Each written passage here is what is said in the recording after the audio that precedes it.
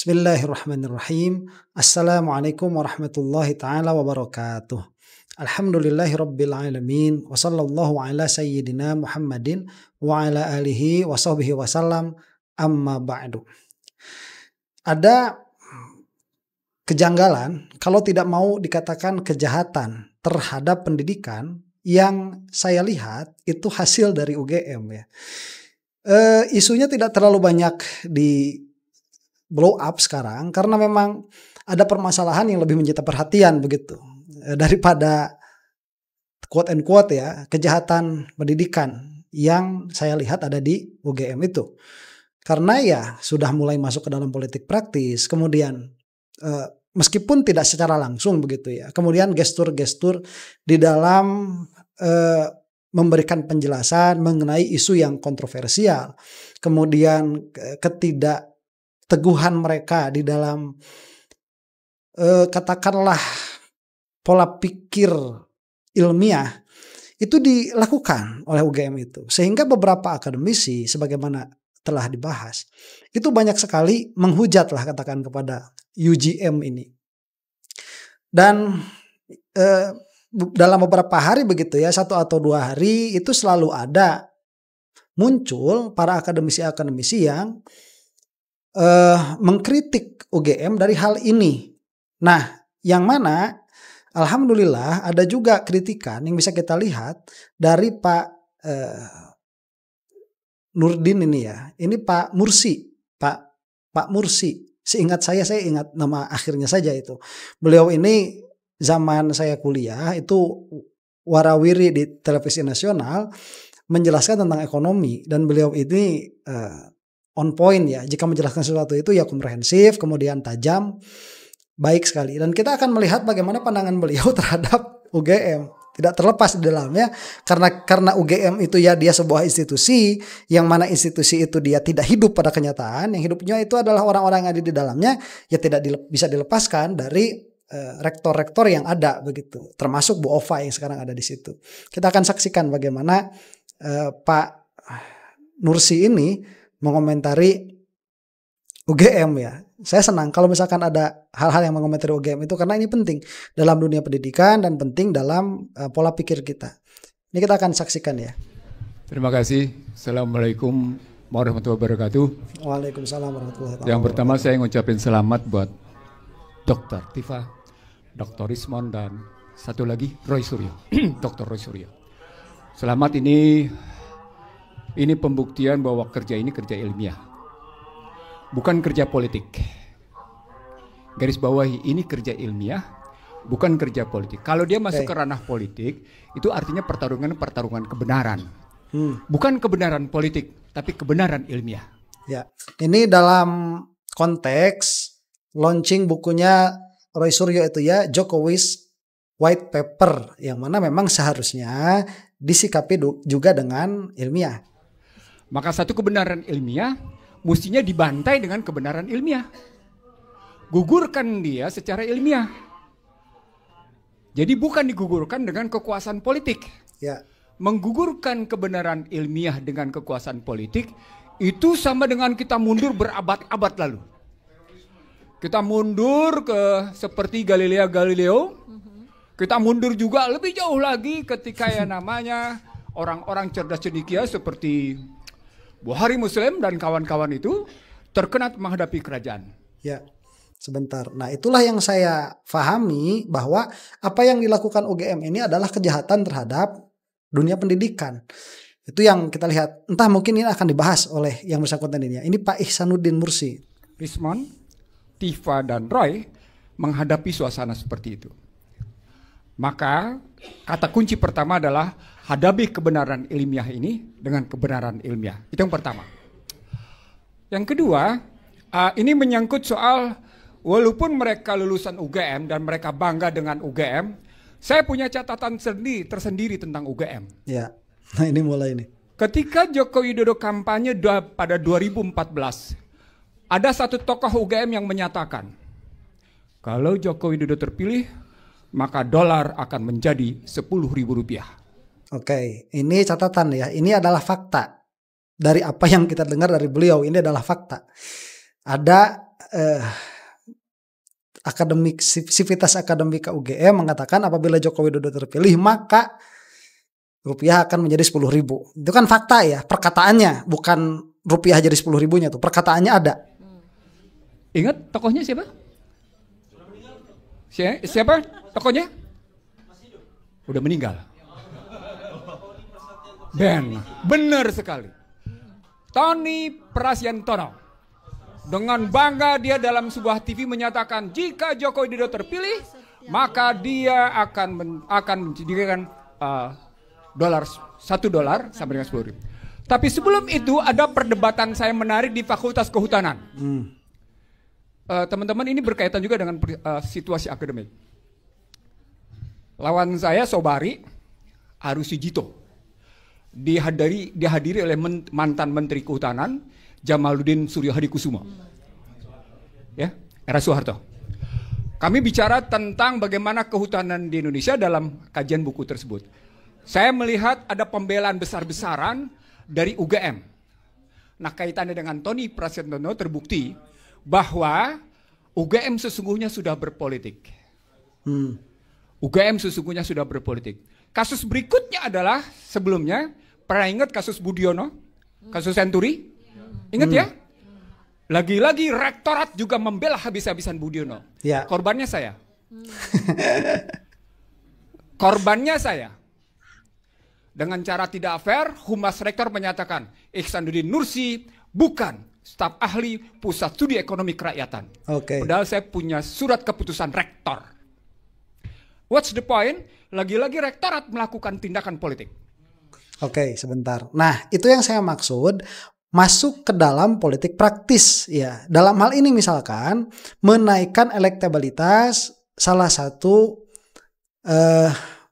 calon presiden. Nah, ini sudah campaign. Kemudian kalau misalkan tadi membela habis-habisan Budiono di dalam kasus Senturi, yang mana ingat betul saya memang Pak Ihsan ini itu ramai-ramainya itu sedang kasus Senturi itu termasuk ramai warawiri di TV nasional itu. YouTube belum terlalu banyak membicarakan tentang politik saat itu. Seingat saya. Ini memang tajam betul beliau ini, dan dari apa yang dikatakan beliau ini dikatakan bukan wakil ya dari secara akademik begitu, tidak memiliki wewenang untuk menyampaikan analisanya, yang mana padahal menurut beliau itu ada.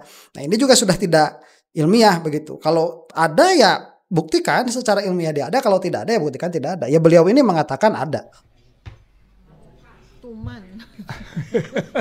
Nah, saya tidak bermaksud menjelekan UGM, tidak. Tapi saya anak UI juga. Saya tidak dalam posisi membela salah satu universitas, tapi saya ingin mengatakan ada peristiwa di mana yang namanya universitas pasti bermain politik jika kemarin kalau ini kan ada Rismon, ada Tifa, ada Rasulyo. Anda saksikan nggak? UGM makin megah atau enggak? Makin megahi. Makin itu. Itu ngeledek itu. Itu ngeledek itu.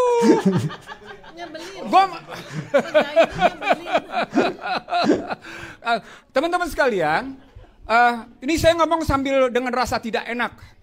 Betapa pengaruhnya Pratikno. Dan kalau kita bicara Pratikno, itu berarti mundur bagaimana Joko Widodo ketika masuk sebagai wali kota dengan istilah. Dengan satu istilah, Solo meng-Indonesia. Ya, ini pembelanya yang kemudian berseberangan. Loh enggak, saya tahu kok, saya juga sama waktu itu. Cuma saya kritis. Saya kritis. Gua nggak mau.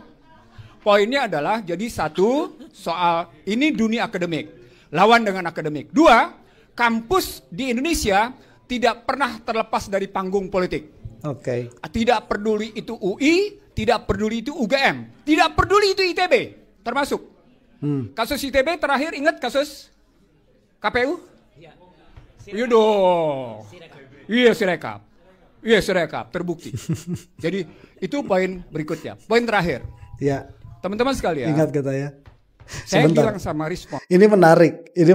Jadi dalam hal ini Pak Ihsan ini langsung mengeneralisir dengan fakta yang ada bahwa universitas di Indonesia itu tidak bisa lepas dari politik. Entah itu UGM, entah itu UI, entah itu ITB. ITB termasuk di dalamnya tadi ya, dalam data Sirekap itu. Ini masa Jokowi juga kalau tidak salah ya. Yang mana berarti ini sudah menyedihkan, bukan hanya kepada UGM, tetapi kepada semua universitas. Nah UI saya tidak tahu ya, apa yang dipandang oleh beliau ini, oleh Pak Ihsan ini saya tidak tahu apa yang dimaksud. Cuman kalau saya melihat dari UI itu, yang ada ya yang saya tahu ya dari UI Watch itu bukan sivitas akademika yang aktif di institusi UI, tetapi ya dari alumni-alumninya ada juga yang kritis. Ya memang kalau kita melihat alumni yang di luar sivitas akademika ya demikianlah, apabila berpolitik tidak main politik praktis begitu. Jadi ada penelitian-penelitian, kemudian ada pemikiran-pemikiran yang sedikit banyak mempengaruhi pola politik yang ada di Indonesia, dan itu saya tidak melihat ada permasalahan, yang mana memang seharusnya ini dilihat sebagai murni pola pikir dalam pengertian ini murni ilmiah, yang mana seharusnya juga ini disikapi secara ilmiah, jangan disikapi secara politik. Dan kalau memang apa yang dikatakan oleh Pak Ihsan ini demikian adanya, bahwa seluruh universitas di Indonesia itu tidak mungkin tidak berpolitik, saya rasa itu menyedihkan begitu ya. Cuman ya yang saya dapatkan sekarang, saya kok baru ngeh begitu. Ini dari UGM, tetapi yang lain juga ternyata kena getahnya. Bukan kena getahnya, memang pohonnya begitu. Memang ngeluarin getah semua juga. Iya dong. Iya Sirekap terbukti. Jadi itu poin berikutnya. Poin terakhir. Teman-teman sekalian, saya bilang sama Respon, ini berkaitan dengan keahlian saya. Oke. Terakhir ini berkaitan dengan keahlian saya. Saya ahli selulosa. Jadi ketika yang namanya polisi menyatakan ini identik, saya bilang sama Rismon, sini, mana identiknya? Bawa sini. Mari kita uji identiknya. What's the point? Kita uji kertasnya. Kalau Anda betul-betul bilang ini identik, maka bisa kita buktikan bahwa itu kertas pasti bukan kertas. Jadi baik cerita identik atau otentik, sesungguhnya dia sudah mengaburkan makna kebenaran ilmiah. Maka percayalah, satu kebenaran dia bisa disingkirkan, tapi tidak pernah bisa dikalahkan. Itu riwayatnya. Terima kasih. Assalamualaikum warahmatullahi wabarakatuh.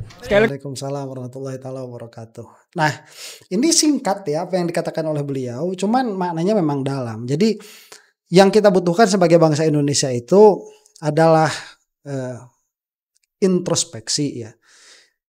Pengertian saya sebagai bangsa itu ya tiap-tiap individunya seharusnya itu berintrospeksi, kemudian masing-masing itu menelaah diri sendiri apa yang ingin menjadi tujuan, sehingga kita ini mengalami tujuan secara kolektif ya. Jadi tujuan itu memang tidak bisa dipaksakan dari atas, memang tidak bisa, karena masing-masing individu itu ya berbeda.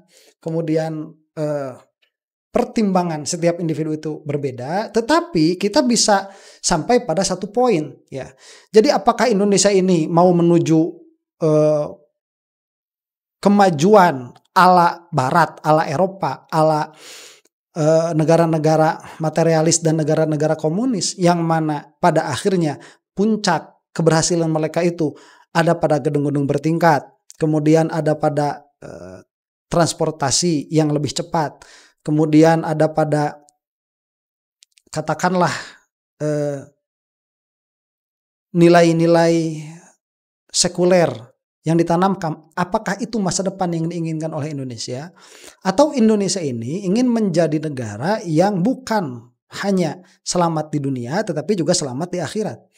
Nah ini yang harus menjadi poin utama apabila memang kita ini memiliki kesadaran yang sama di dalam diri pribadi, yaitu kita ingin menjadikan negara Indonesia ini adalah sebagai negara yang aman untuk menggapai akhirat kita.